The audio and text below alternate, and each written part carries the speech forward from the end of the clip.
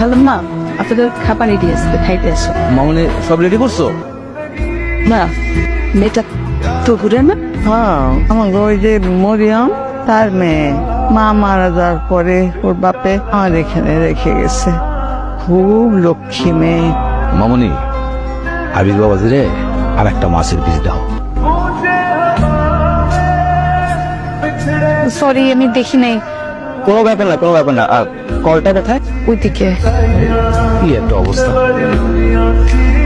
ভাইয়া আমার না ভুল হয়ে গেছে, আমি আসলে দেখি নাই। সরি। বারবার কেন সরি বলছো? আমি তো কমপ্লেন করছি না। আপনি জামাটা আমার দিয়ে দেন, আমি ধুয়ে দিব না। আমি ধুয়ে নিতে পারবো, আর নিজের জামা সবসময় নিজেই দিবে, অন্য কেউ না। ঠিক আছে, আমি ধুয়ে নিচ্ছি, সমস্যা নেই। গুড মর্নিং তোরা। গুড মর্নিং ভাইয়া, রাতে ঘুম ভালো হয়েছে আপনার? হ্যাঁ, নট ব্যাড। খালি পায়ে হাঁটছো রে? শিশের উপর হাঁটছি। দাদি বলে সকালবেলায় ঘাসের উপর হাঁটলে নাকি শরীর ঠান্ডা থাকে সারাদিন। আপনি হাঁটেন না, চলেন। খালি পায়ে? হ্যাঁ, জুতোটা খুলেন। থাক, আমার সাহস হবে না। চল ব্রিজটার দিকে যাই। চলেন। চল। তো পড়াশোনা কি করছো? অনার্স ফার্স্ট ইয়ারে। তো লাইফ নিয়ে প্ল্যান কি? আবির ভাই, মাঠের ওই পাশের জীবনটা তো আমি দেখিই নাই। আমার আবার লাইফের প্ল্যান। আমি এতিম মানুষ, মা বাবা নেই, আমার আবার লাইফ নিয়ে কি প্ল্যান থাকবে? আমার কোনো প্ল্যান নেই। দেখো, তোমরা এভাবে চিন্তা করবে না, মনে সাহস রাখো, দেখবা সব ঠিক হয়ে যাবে। তুমি কিন্তু আমার এক্স গার্লফ্রেন্ডের মতো দেখতে।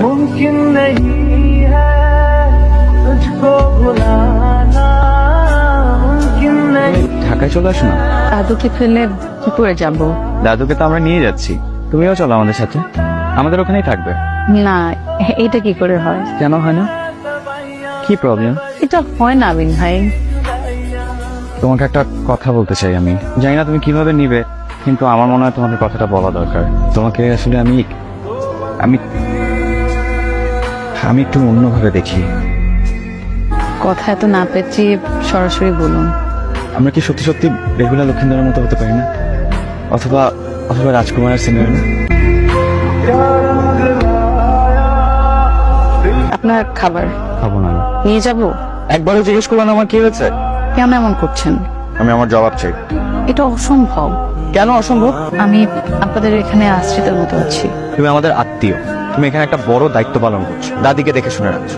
যে দায়িত্বটা আমাদের পালন করার কথা সেটা তুমি করছো। তুমি আশ্রিতা না, তুমি আমাদের উপকার করছো। আচ্ছা, এই কয়দিন যে আমাকে কোম্পানি দিলে, এটা কি কোনোদিন আমাকে খারাপ মনে হয়েছে? তুমি কি একটা বারও আমাকে ভালো লাগে নাই?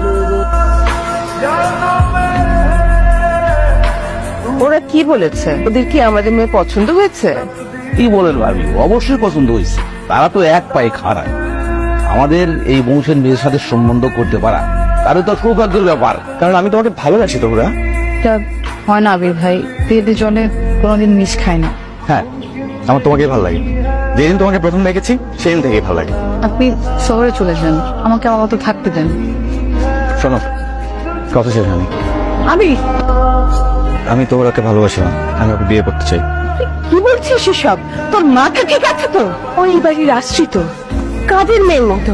আর এটা তো বাংলা সিনেমা না যে কাদের মেয়েকে বিয়ে করা সম্ভব। সব দোষ এই মেয়ের।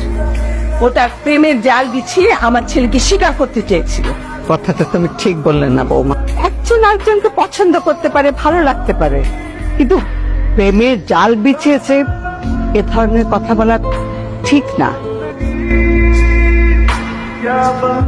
ভাইয়া শুনছিস, তোরাকে নাকি খুঁজে পাওয়া যাচ্ছে না। পাওয়া যাচ্ছে না মানে? কোথায় গেছে? কোথায় গেছে কেউ জানে না। আবির আবির, আচ্ছা মেয়েটা অনেক ভালো রে ভাই, অনেক লক্ষ্মী। আজ ভেবে এই হীরার টুকরাকে পায়ে ঠেলে দিস না।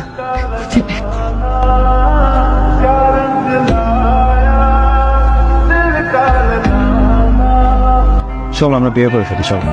আমি আপনাকে ভালোবাসি না, আপনি চলে যান। আশ্রিত তহুরার বিপ্লবের কোনো অবকাশ নেই। সে জলে ভাসা পদ্ম।